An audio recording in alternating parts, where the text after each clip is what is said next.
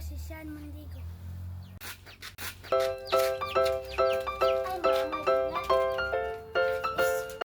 Anong poultry animal ang karaniwang inaalagaan sa inyong komunidad? Manok. Ano ang karaniwang sakit ng mga poultry animal sa inyong komunidad? Sipon.